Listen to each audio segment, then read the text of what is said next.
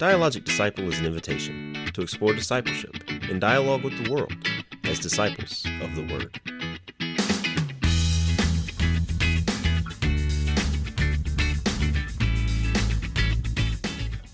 Hello and welcome to another episode of the Dialogic Disciple podcast. My name is James Johnson and I'm here with my co-host, Elizabeth. Elizabeth, it is raining and cold outside.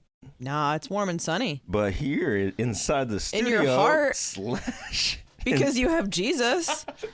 That's true. Well done. Well played. You're Thank welcome. you. Thank you. Thank you for the reminder. Here in the studio / my office, we have a special guest today. Ken, introduce yourself. Oh, great. It's good to be with you, James and Elizabeth. My name's Ken Snell. I've been at Northside just a few weeks, actually. It's been a few months now. It's been a little over 3 months. Okay. I followed Nick Houston, which is not easy to do, I've learned. I know, because he's short, and you lose him in the crowd real easy if you're following him, you know?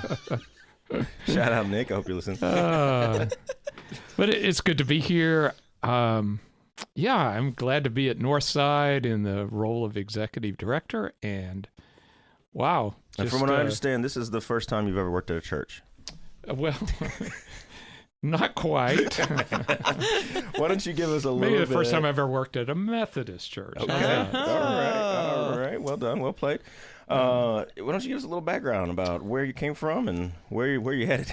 Yeah. Talk to us a little bit about. I listened to Angela's podcast. I'm going to be. My goal is to be more brief than she was. No, we want all the words. We want the words. Vision, Ken. Yes. Yeah, indeed. you don't need my whole life story. So I grew up in a pretty conservative Christian home. My father was a school teacher, school principal. He was actually a school principal where I went to school. That is the worst. School principals in my memory of school. That was were hard. Just terrible. Man. That was hard. Like you had your principal at home and in school. Whew. Yeah, and I got in trouble at school. It doubled up at carried over. home. Wow. Detention and grounded. Yeah. So my parents were, very faithful. Took me to church all the time. But I was from a big family, so I'm one of 10 children. Wow. Born to my mother and father. Where'd you fall in the pecking order? I was number 8 Number out 8. of So 10. you're So almost a baby. I have 6 older sisters, Yeah. older brother, 2 younger brothers. So growing up in, kind of a preacher household. Yeah. Went to a lot of those revivals, Yeah. with my dad and that kind of thing growing up. Went to school, went to college at Lipscomb University in Nashville. Okay. James was born in Nashville. Yeah. Yeah, I was. Yeah? I was. There's a connection. Ding, ding. Yeah. I was born in Baptist Hospital on March 3rd, 1980. Yeah, and you lived in Nashville. What part of Nashville did you live in? Oh, that's a great question. I moved when I was 5, so I don't have a great deal of memory. I remember there was a Kroger's and a Crystal really close by. There's probably only one in Nashville. No doubt. There's a Crystals. He'll remember where it is. I lived not far from Opryland. I remember because we used to go there Okay. all the time. So Probably the east side of Nashville. yeah. Went to Lipscomb University. I had sort of a crisis of faith there probably. I always thought I wanted to go to medical school and, go somewhere in the world. I had an older sister, my sister Joan. She and her husband went to Nigeria. Oh, wow. And were missionaries, yeah. Worked at a school there. And she would write these, remember those old blue aerograms? Yeah. That you could write and fold up and mail. Yeah. And it would take months to get here on a boat from, she would send those aerograms. So as a young person, I would read those stories of people she met. And Oh, wow. I just thought that inspired you, huh? Yeah. Yeah. So I always thought, I'll do medical missions. That's what I'll do. I'd love to go somewhere in the Oh, world. cool. College, didn't get into medical school. I know I've heard some of your school exploits as well, indeed. James. What did you study in school? I have a major in undergraduate school in chemistry and essentially a minor in Bible and theology. Oh, awesome. What a great combination. Yeah. So it's a lot of science, but also, Yeah. I mean, that alone sounds like it would lead to a crisis of faith, pitting those two things together. Yeah. Of course, I'm at a Christian college. So, Okay. Right. Even if you study science, they're, Okay. All including right. God in there. And here is how Jesus knit together the DNA. Right, kind of thing. That's Psalm 139. Yeah, exactly, right? So I thought, well, I'll go to graduate school for a year and then make another application. Went to graduate school, University of Tennessee, in chemistry, and was a teaching assistant in the chemistry department. So I taught freshman chemistry. Does that make you a Vols fan? I am a Vols fan. Oh, no. No. I have to edit that out. I did grow up in Alabama, but, I was converted. So. From Alabama to Vols. There's a lot of people in this church probably don't need to know that, kid. I was always for the underdog, so that's why I was a Vols fan. Just not the Bulldog. Yeah. Although they've been the underdogs most of my life. Yeah, but, while I was there, I kind of threw myself into a Christian group on campus. That was, I thought, I'm a little lost here. Yeah. At least I can just go and volunteer. So I did that. Sure. And that, set me on a trajectory, I think, with God to rewrite my story. And I ended up being the campus minister at that campus ministry. Wow. Okay. Tennessee. That's a leap. I love it. And then met my wife there. We married there. Then it was like college ministry, and I thought, wow, it's hard when you're going to have kids. So, child on the way. So I actually went to work for one of my supporting churches as a youth minister. Okay. And did that for a while. Then eventually moved to Atlanta. Was hired by a church in Dunwoody, North Atlanta Church of Christ, and came there. I spent a lot of years there. I was the worship minister, was the kind of associate minister there. And is that a Church of Christ? It is Church of Christ. Yeah. Mm-hmm. It's a church that reaches out to people with drug and alcohol recovery, has a lot of, mission. I helped start a nonprofit church called Love First Church in Ontario, Canada, which has a church leader there now that we've put there. I guess Canada needs Jesus too. I mean, that's there's a lot of secular kind of weight to culture sometimes. Absolutely. And so just trying to reach out and kind of almost like micro churches, planting churches in southwestern Ontario. So I did a number of things like that, and kind of felt like it was, COVID hit. It's time to do something different. For the last 8 years, I've been doing kind of administrative, executive minister roles. So just decided to move into that role instead of the kind of clergy role. So that's how I ended up at Northside. And that's how you're here at Northside, where you serve as the executive director. How's your feel of Northside so far? You've been here for a little over 3 months, you said. How you liking it? Yeah, I like it. Great people. Great. There's like this education kind of discipleship, director who's really good. He's all right. Yeah, he's all right. I like him pretty well. It's our weakest program here in Northside. Oh. Very creative, kind, driven to serve kind of people, I think. Absolutely. I think it is, it's hard to know what church is going to be in the future, isn't it? It is, absolutely. After what we've been through. That is true. It's just hard to know what that's going to look like. Yeah. And, but I think it ultimately is going to be about relationships. And so, I've enjoyed it. It's been a learning curve, Good. Trying to understand all the finances, but it's been really good. Okay. Enjoyed it. Excellent. So as you and then Elizabeth, you can get on this too. But Elizabeth and I have been here for almost 9 years. Almost 9 years. Wow. Yeah. Well, you just almost hit 9, year yeah. 8. I'm gonna I've been hit for about 9 in 8.5. February. So we've been here for a little bit. We've been here for just a little bit, and you're coming in now with a fresh kind of perspective on Northside Church, and in a critical role for the church. I'm wondering if you've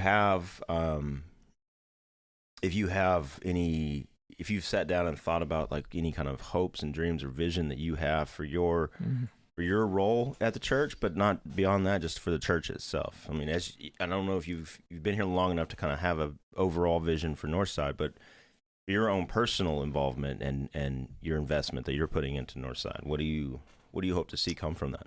It's a great question. Someone asked me the other day, "Oh, what do you miss from your last, church?" Because you've been here a short time, and You're good. I was hoping. the irony is, it's not that I miss something. I miss people. I love the people I'm with, but to me, I think it is just my vision is to do a good job, to honor the uniqueness of every individual person, to I think sometimes we get caught up in sort of a stream that doesn't allow us to live into our full potential. Yeah. And so as an executive director, you really want to, we did this great thing on, with our staff here of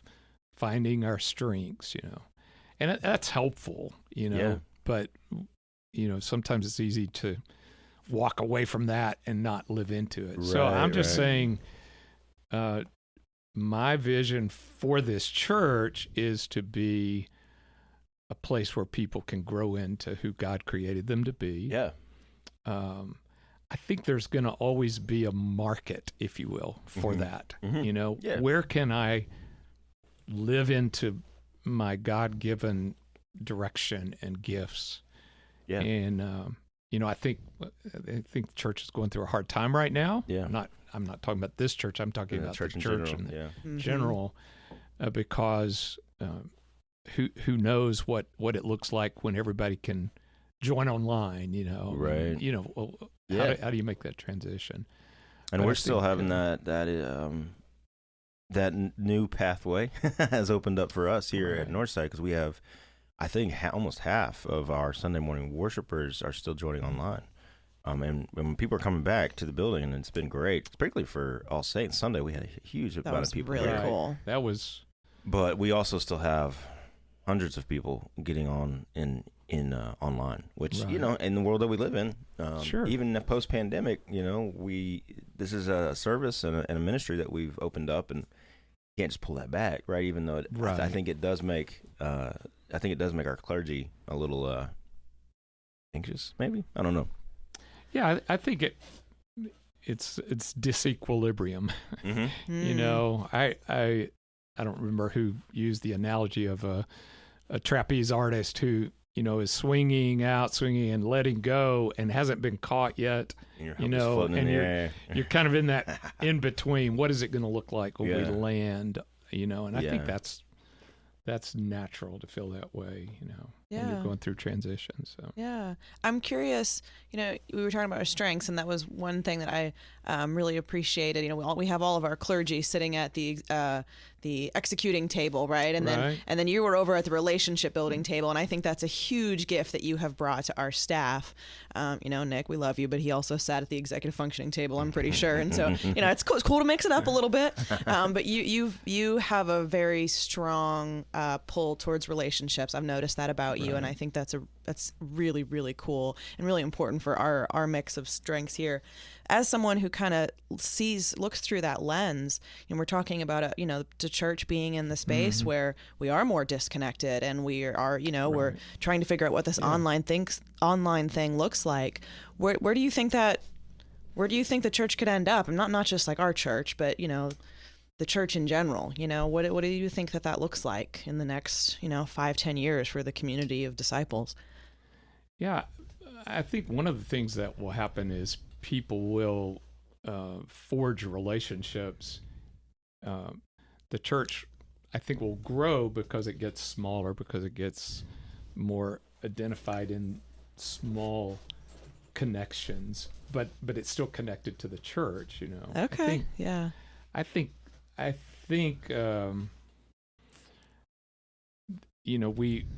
we have a hard time gathering a lot of people together for a big event. Mm-hmm. So we got to think about how do we help people stay connected and they know they belong, even if they're not, at the football game, right. with 100,000 people, that, you have a lot of fans that are still connected to the Vols. I'll go back to my... Yeah, that's good. Good analogy. We like that. See, that's how I brought that back in. Yeah. And I haven't been to a game in years, right? But you're still connected, yeah. I'm still connected. I feel, I watch what they do. And I think that a lot of people will connect to church that way. And I have a few friends who are also Vols fans, so I talk to them about it. Yeah. And we have this kind of connection. Yeah, this spirit that connects you, the spirit of right. fandom. And right? I think church is like that. It's really. I met a lady in, I ran out and got a sandwich at Chick-fil-A. What a good Christian should Great do. Right? place. Well done. And I met a lady in church, in Chick-fil-A, and she said, I just said hello, and I'd forgotten to take my name tag off. It's like, oh, rats. But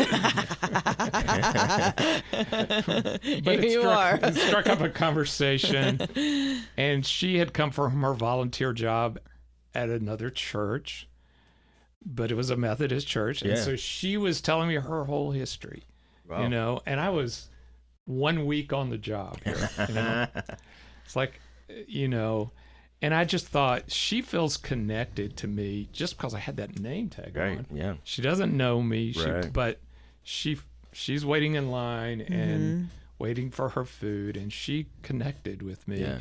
And then as we started talking, she said, yeah, my husband, I'm getting lunch to take home to my husband because he's sick and he has some memory issues and things like that. I really can't leave him very long.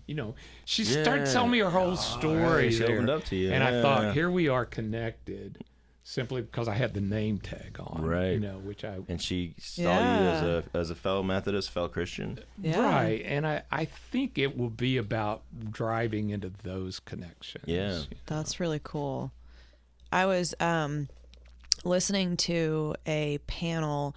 It's a series called God Talk that the Smithsonian African American Museum of Culture puts on, and it happened here in Atlanta. And so it was just a panel of pastors and church leaders, and I think the framework was talking about how millennials are kind of how their relationship with the church is changing, and what does faith look like for this upcoming generation.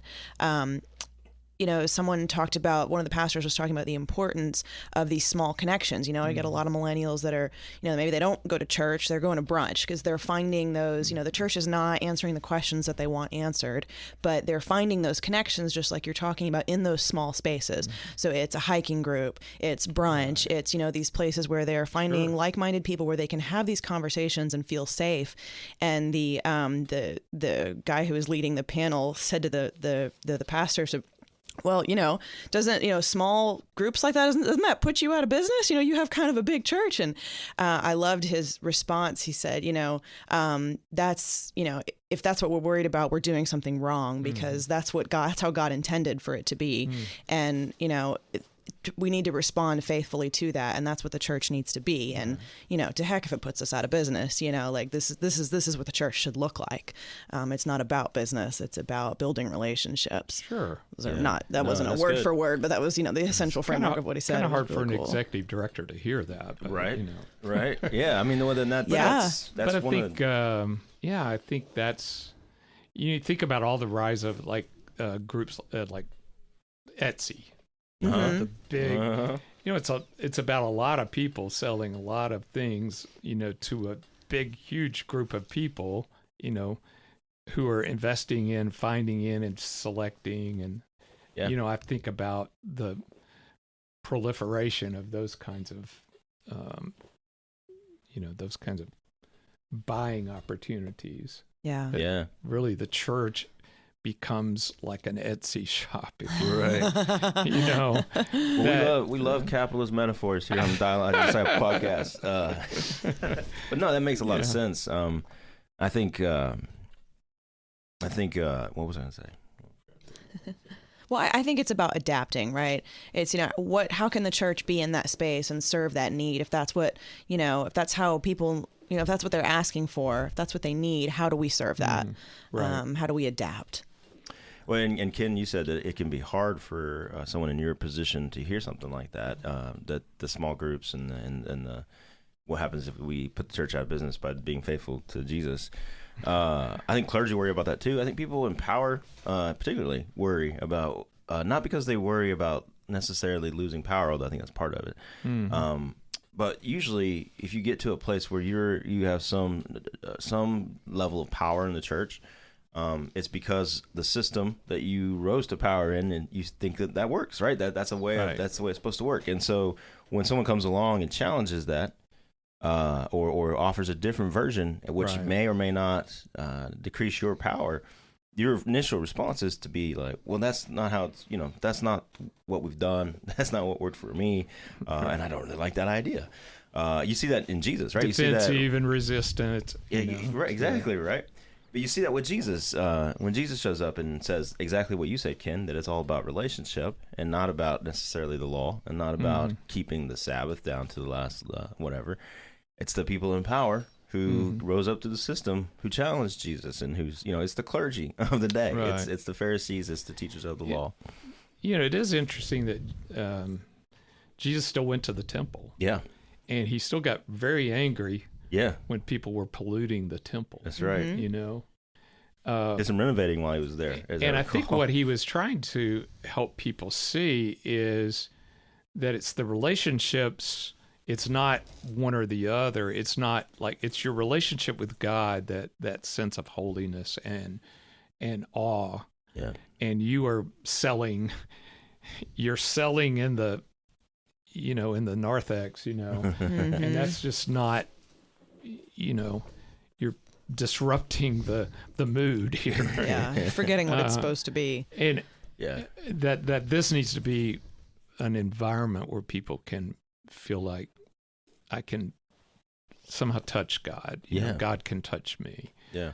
But those relationships in those synagogues that Jesus went and was always picking up the scroll, and creating those relationships with Mary and Martha and Lazarus, and that you see him driving into those relationships rather than just categorizing everybody. That's right. Yeah, that's good. To me, that's going to be the important thing for the church in the future, is to not simply lose or throw away that sense of God and who God is, but to elevate, if you will, these relationships above the kind of categories. Yeah. As far as your role here at Northside Church as executive director, how do you feel like you've invested in those relationships? What kind of work have you done so far? Or let me say that this way. What aspect of your job here at Northside has been relational? Like, how have you brought that kind of thinking into what you do here? I started to say, well, I got James to turn in his credit card on time. That's a good step forward. Yes, it is. It's made the relationship between me and Dulce much stronger. Just kidding. Hey, part of what a relationship is. Yeah, that's right. Is those things.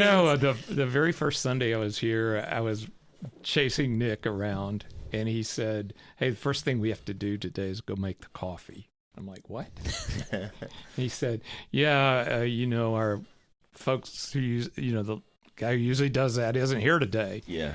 And so I went with him to make the coffee. It's like, we're making these pots of coffee and we're putting out pots of coffee. And I thought, okay, well, that was a good Sunday. And then the person who had done that for a while let us know that they weren't coming back. I need Sunday off, And so that started a trick of the next, 10 Sundays where I made the coffee. Right? Yeah. And, gave me an opportunity to interact with people and just, and I was thinking as I was doing that, now we have this beautiful person, Claudia, who's taken over that role, and she's going to make the coffee and put out the donuts. But I thought, when I was reminded when Jesus goes to the house of the Pharisee and nobody's going to wash his feet. Yeah. Like, you're not, you didn't bring the basin out and let me wash my own feet, Yeah. And I equated that with how do the relationships begin by serving in some way, by reaching out, by creating space for people where they feel like, oh, you thought of me before I got here. Yeah. And so one of the things I would, I feel like is important is, we just do it sometimes and it's like, wow, let me quit. Let me figure out how to quit doing this. Right. Trying to get out of the rather than trying to find the meaning behind what it is. That's really good. That is a vision of a symbol of a shadow of prevenient grace, right? The work that you're doing by making coffee before anybody gets here, it seems like it's menial. It seems like it's probably frustrating, or it seems like I got better things to do and more important things to do. But that idea that you are, and coffee is a deep grace on Sunday morning or any morning for that matter. Yeah. But you are providing for people before they even show up. I mean, you're thinking of people before they show up, and there is a grace in that. There's some kind of work, spiritual work in that. It's the work of hospitality. It's right? hospitality, Yeah. right? And that's something that we, not necessarily us here at Northside, but we as just a human race have left behind as the hospitality. Oh, our first thought is to what's different between us? How can we Right. argue about it, right? Right. Or be cynical about meeting new people or going into new situations. People bring that kind of spirit into church with them when they come. If they're greeted with hospitality, though, I would bet, and I don't know, I haven't thought this through, but it's off the top of my head, I would bet that there is no better remedy for cynicism than hospitality. Oh yeah. Absolutely.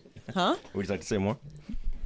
No, I mean it's like a heart softening thing, right? I mean that you're caught up in yourself and you're caught up in whatever you're feeling, you're thinking about. This is what we do as humans. We get caught up in our own mind, and that's a way of pulling someone out. It's like, hey, I thought of you, and it's like this. I don't know, for me, when I'm that grouchy person and I'm just caught up in my own head, and someone's like, hey, it's okay. I thought of you, and even though you're grouchy and you're angry right now, I made you coffee. And it's just it just pulls you out of your brain, right. And it's like, oh wow, there's a reason. Someone sees something good here. Someone's willing to do good, and that just kind of breeds it, right? Sure. You smile at someone smiles at you, you want to smile back. It's that kind of thing, and reminding each other, pulling each other out of that darkness, I think is great. Yeah. I guess. You're going to always serve somebody who isn't grateful or, right. Sure. that kind of thing. Yeah. Just like Jesus, picking up the towel and washing Judas's feet, right? It's like, hey, this is what we do. But then you're going to run into someone, I can't remember who it was who equated the fellowship to washing feet, that people come in with the muck on them of their week. Yeah. They bring all of those concerns, and their kid's sick, and they're, all of that, their bosses, hard to get along with. Yeah. They're pressuring them, and they bring all of that, and that it's the fellowship of the saints that washes them, the part of them that's been in touch with the world. Yeah. Their feet. That's a good, I like that. How do we help wash each other from that kind of, so that we go out clean again in God's sight and before God, and Yeah, I like that. That's good. I'm sure I should give someone credit for that idea, but I can't remember who.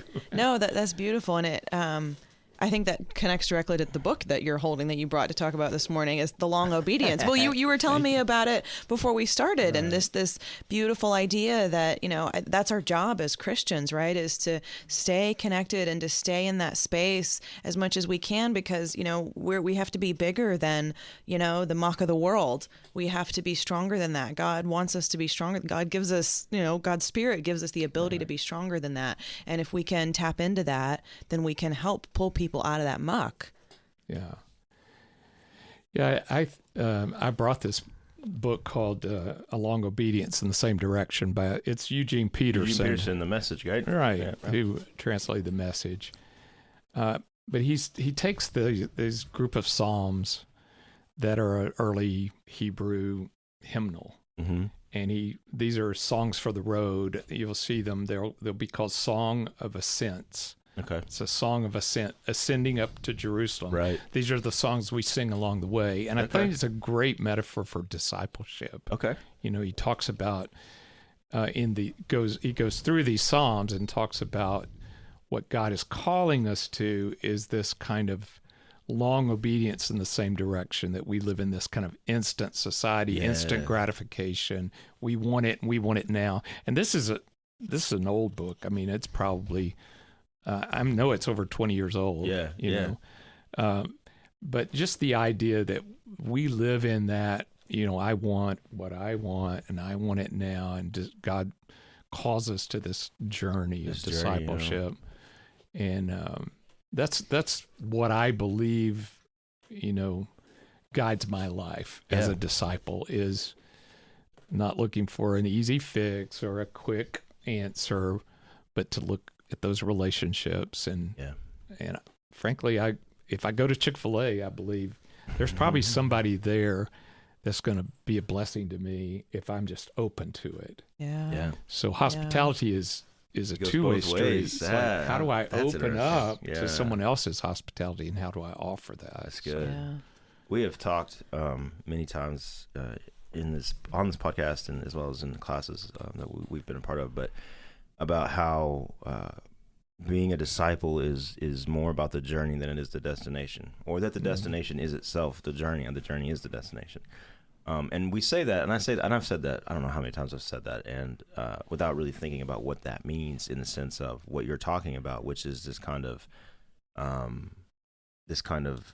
patience and this long, I like the obedient long obedience in the same direction, right? Yeah.